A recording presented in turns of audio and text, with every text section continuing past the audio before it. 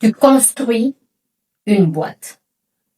Enfin, tu crées une entreprise.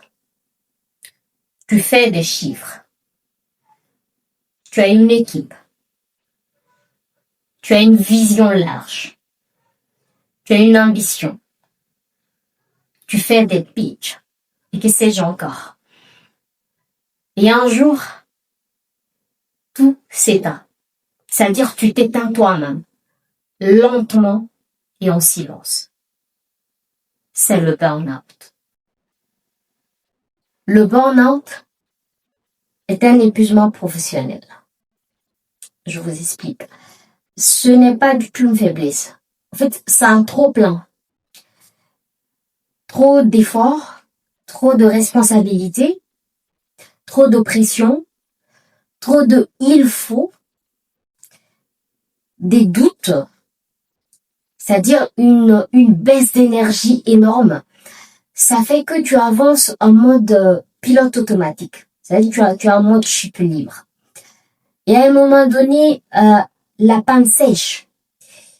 Et c'est très grave parce que nous sommes dans un monde, enfin notre monde actuel, le monde actuel, ce monde t'exige à être forte, à être brillante, inspirante. Et croyez-moi, c'est très très violent. Je l'ai vécu, je l'ai expérimenté, c'est pas du tout agréable. Donc je peux en parler. Souvent tu joues sur tous les tableaux. Je m'explique. Tu dois convaincre tes partenaires, les investisseurs, lever des fonds, recruter. Et en plus de tout ça, tu dois prouver que tu es compétente. C'est-à-dire que tu n'es pas là juste pour cocher une case de diversité. Non. Que tu es légitime. Donc tu résistes. Et tout ce process t'épuise. C'est normal. Nous ne sommes pas des nous ne sommes pas des robots, nous sommes des êtres humains. Et à un moment donné, vouloir tenir tout ça et ne pas montrer que ça craque, tu t'épuises lentement et en silence. Tu dors mal. Tu deviens très irritable. Tu n'as plus d'élan. Tu demandes même si tu n'es pas en train de jouer. C'est normal. Alors que tu n'as même pas posé cette question parce que tu es juste une humaine. Tu t'oublies derrière cette boss lady, tu t'oublies derrière le boss, derrière l'image que tu t'es créée de toi-même. Tu n'es pas seul. Tu dois comprendre que tu n'es pas seul. Beaucoup d'entre nous sont passés par là.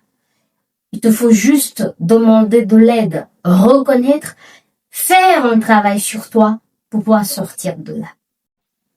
Parler du burn-out, ce n'est pas dire qu'on n'est pas à la hauteur. Non du tout.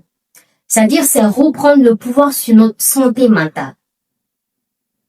Si tu te reconnais là-dedans, sache que tu n'es pas seul.